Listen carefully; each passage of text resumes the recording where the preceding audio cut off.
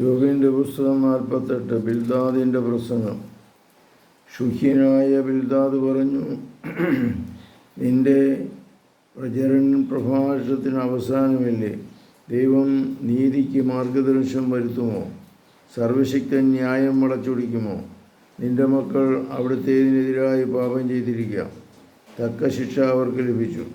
നീ ദൈവത്തിനെ അന്വേഷിക്കുകയും സർവശക്തനോട് കേണപേക്ഷിക്കുകയും ചെയ്താൽ നീ നിർമ്മലനും നീതിനിഷ്ഠനുമാണെങ്കിൽ അവിടുന്ന് നിശ്ചയമായി നിനക്ക് വേണ്ടി ഉണർന്നെഴുന്നേൽക്കും.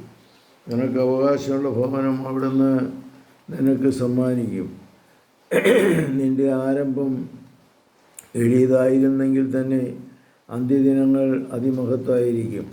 ഞാൻ നിന്നോട് അഭ്യർത്ഥിക്കുന്നു, കടന്നുപോയ തലമുറകളോട് ആദരവോടെ പിതാക്കന്മാരുടെ അനുഭവിക്കുവാൻ പരിഗണിക്കുക. ഇന്നലത്തെ പോലെ നമുക്ക് ഒന്നും അറിഞ്ഞുകൂടാ. ഭൂമിയിലെ നമ്മുടെ ജീവിതം നിഴൽ പോലെ മാഞ്ഞു പോകുന്നു. അവർ നിന്നെ പഠിപ്പിക്കും, വിജ്ഞാനം പകർന്ന് നിനക്ക് ഉപദേശിച്ചു തരും. ചതുപ്പ് നിലത്തല്ലാതെ ഞാങ്ങണ വളരുമോ? നനവ് കൂടാതെ കോട്ടപ്പുല്ല് വളരുമോ? തഴച്ചു വളരുമെങ്കിലും വെട്ടിയെടുക്കാതെ തന്നെ അവ മറ്റ് ചെടികളേക്കാൾ വേഗത്തിൽ ഉണങ്ങിപ്പോകും. ദൈവത്തെ മറക്കുന്നവരുടെ പാതയും അങ്ങനെ തന്നെ. ദൈവഭക്തിയില്ലാത്തവൻ്റെ പ്രത്യാശ നശിക്കും. അവൻ്റെ ആത്മവിശ്വാസം തകർന്നു പോകുന്നു. അവൻ്റെ ശരണം ചിലന്തി വലയാണ്. അവൻ തൻ്റെ ഭവനത്തിന്മേൽ ചായുന്നു, എന്നാൽ അത് ഉറച്ചു നിൽക്കുകയില്ല. അവൻ അതിന്മേൽ മുറുകെ പിടിക്കും, എന്നാൽ അത് നിലനിൽക്കുകയില്ല. അവൻ സൂര്യപ്രകാശത്തിൽ തഴച്ചു വളരുന്നു. അവൻ്റെ ശാഖകൾ തോട്ടത്തിൽ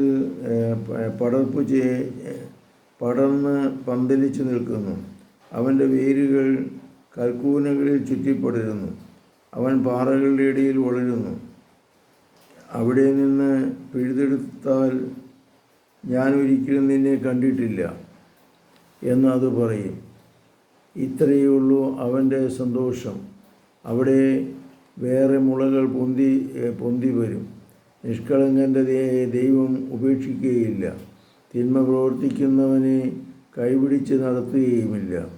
അവിടെ നിന്നെ വാ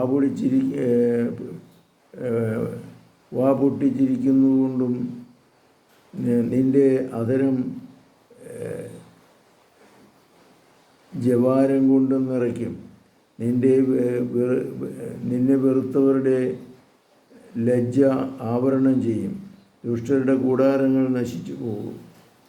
കർത്താവേ, അനുഗ്രഹിക്കണമേ. പരിശുദ്ധ പരമദൈവികാരുണ്യത്തിന് നേരവും ആരാധനയും സ്തുതിയും പുകഴ്ചയുണ്ടായിരിക്കട്ടെ. ശംശിയായിരിക്കും സ്തുതിയായിരിക്കും.